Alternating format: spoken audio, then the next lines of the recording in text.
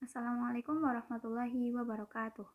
Puji syukur kehadirat Allah Subhanahu wa Ta'ala yang telah memberikan nikmat sehat sehingga saya dan teman-teman dapat menyelesaikan tugas PAI yang diampu oleh Bapak Muntohar MPDI dengan baik.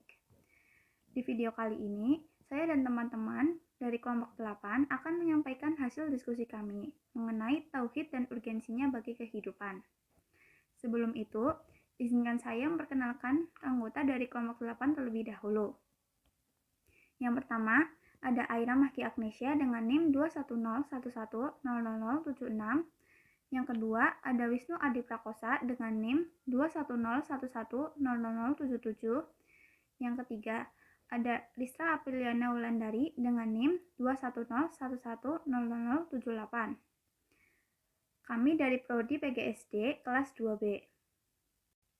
Dalam materi pembahasan kali ini, akan membahas yang pertama, pengertian tauhid, yang kedua, makna kalimat la ilaha illallah dan konsekuensinya bagi kehidupan yang akan disampaikan oleh Ristra. Yang ketiga, ada tauhid sebagai landasan bagi semua aspek kehidupan yang akan disampaikan oleh saya sendiri, Aira Mahki Agnesia. Yang keempat, ada jaminan Allah bagi orang yang bertauhid mutlak yang akan disampaikan oleh Wisnu. Materi yang pertama yaitu membahas tentang pengertian tauhid. Kata tauhid berasal dari kata-kata wahada, yuwahidu, tauhidan, yaitu artinya mengesahkan, menyatukan. Jadi, tauhid adalah suatu agama yang mengesahkan Allah. Arti kata tauhid adalah mengesahkan. Yang dimaksud dengan mengesahkan Allah Subhanahu wa Ta'ala adalah zatnya, sifatnya, asmanya, dan af'alnya. Dalam Kamus Besar Bahasa Indonesia, kata tauhid merupakan kata benda yang berarti keesaan Allah, kuat kepercayaan bahwa Allah hanya satu. Perkataan wahada, yuwahidu, tauhidan secara etmologis tauhid berarti keesaan. Maksudnya, keyakinan bahwa Allah Subhanahu wa Ta'ala adalah esa, tunggal, satu. Pengertian ini sejalan dengan pengertian tauhid yang digunakan dalam bahasa Indonesia, yaitu keesaan Allah. Mentauhidkan berarti mengakui akan keesaan Allah, mengesahkan Allah. Urgensi tauhid yaitu tauhid merupakan bagian paling penting dari keseluruhan substansi akidah Ahlus Sunnah wal Jamaah. Bagian ini harus dipahami secara utuh agar maknanya yang sekaligus mengandung klasifikasi jenis-jenisnya dapat terrealisasi dalam kehidupan. Dalam kaitan ini tercakup dua hal. Pertama, memahami ajaran tauhid secara teoritis berdasarkan dalil-dalil Al-Quran, Sunnah, dan akal sehat. Kedua, mengaplikasikan ajaran tauhid tersebut dalam kenyataan sehingga ia menjadi fenomena yang tampak dalam kehidupan manusia. Materi yang kedua membahas makna kalimat la ilaha illallah dan konsekuensinya dalam kehidupan.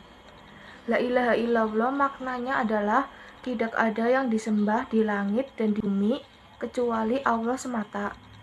Tidak ada sekutu baginya. Sesuatu yang disembah dengan batil banyak jumlahnya, tapi yang disembah dengan hak hanya Allah saja. Allah Ta'ala berfirman, kuasa Allah yang demikian itu adalah karena sesungguhnya Allah dialah Tuhan yang hak dan sesungguhnya apa saja yang mereka seru selain Allah itulah yang batil dan sesungguhnya Allah dialah yang maha tinggi lagi maha besar. Kalimat la ilaha illallah bukan berarti tidak ada pencipta selain Allah, sebagaimana yang disangka sebagian orang, karena sesungguhnya orang-orang kafir Quraisy yang diutus kepada mereka Rasulullah SAW mengakui bahwa Sang Pencipta dan Pengatur alam ini adalah Allah Ta'ala. Tetapi mereka mengingkari penghambaan ibadah seluruhnya milik Allah semata. Tidak ada yang menyekutukannya. Keutamaan kalimat la ilaha illallah. Dalam kalimat ikhlas atau la ilaha illallah terkumpul keutamaan yang banyak dan berfaedah yang bermacam-macam. Akan tetapi keutamaan tersebut tidak akan bermanfaat bagi yang mengucapkannya jika sekedar diucapkan saja. Kalimat ini baru memberikan manfaat bagi orang yang mengucapkannya dengan keimanan dan melakukan kandungan-kandungannya. Di antara keutamaan yang paling utama adalah bahwa orang yang mengucapkannya dengan ikhlas semata-mata karena mencari ridhonya, maka orang-orang yang mengucapkan la ilaha illallah dari api neraka.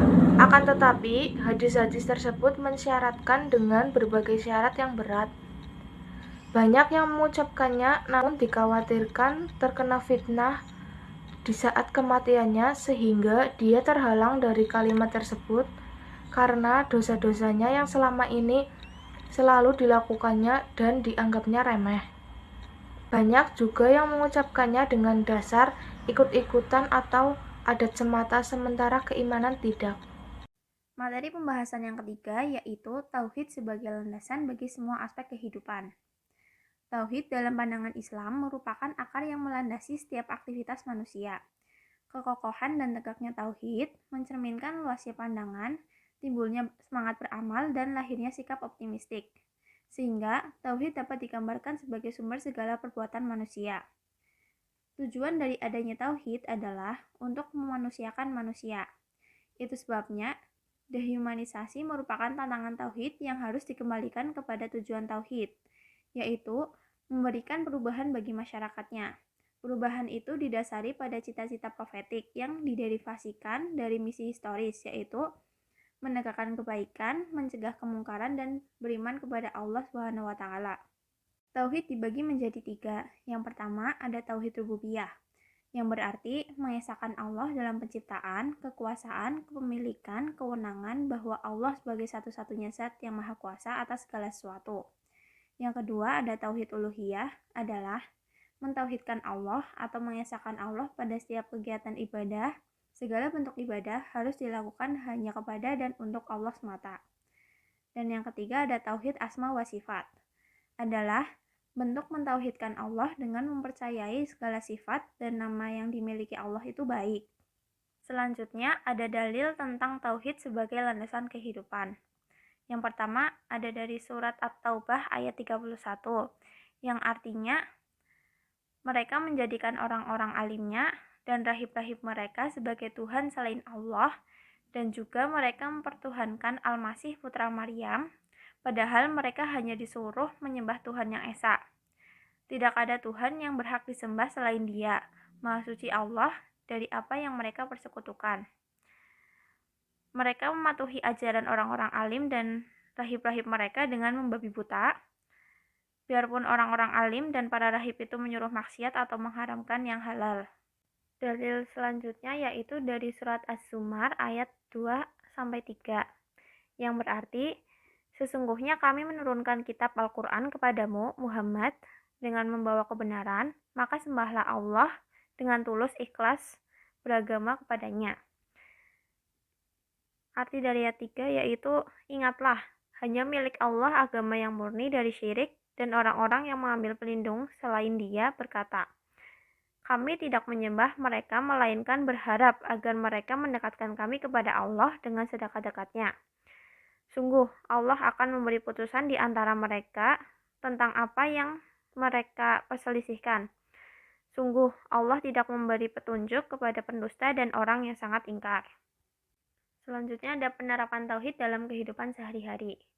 Penerapan tauhid dalam kehidupan sehari-hari adalah dengan selalu mentaati perintahnya dan menjauhi larangannya, seperti mengerjakan sholat, berpuasa, nazar, berdoa, dan meminta pertolongan hanya kepada Allah. Ibadah apapun dilakukan dan diniatkan hanya kepada Allah, tidak berlebih-lebihan dalam mencintai sesuatu, tawakal dan bersabar dalam menghadapi segala musibah.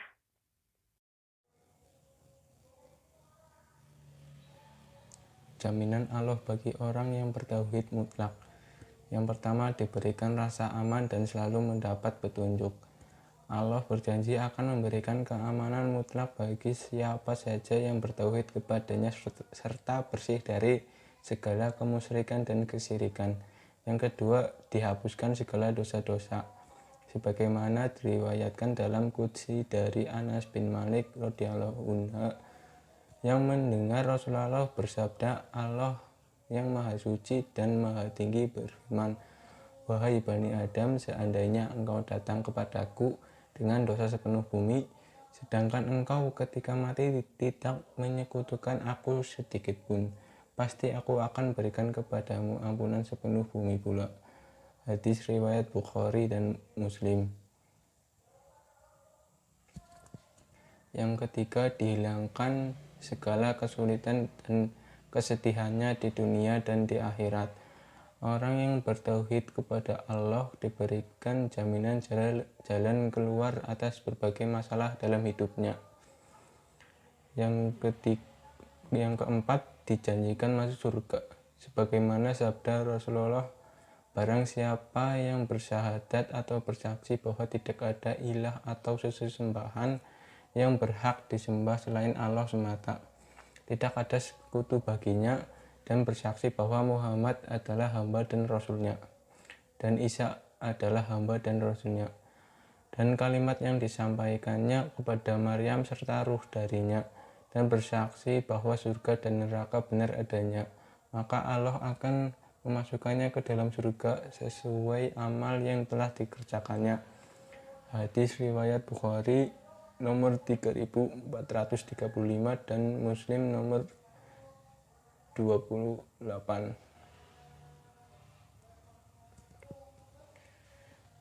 Yang terakhir, dijauhkan dari api neraka. Hal ini dijelaskan dalam hadis Bukhari dan Muslim. Rasulullah bersabda, sesungguhnya Allah mengharamkan neraka bagi orang mengatakan la ilaha illallah yang diucapkan ikhlas mengharapkan wajah Allah. Hadis riwayat Bukhari nomor 425 dan Muslim nomor 33. Cukup sekian penyampaian hasil diskusi dari kelompok kami. Mohon maaf jika terdapat tutur kata yang kurang berkenan. Atas perhatiannya kami ucapkan terima kasih. Wassalamualaikum warahmatullahi wabarakatuh.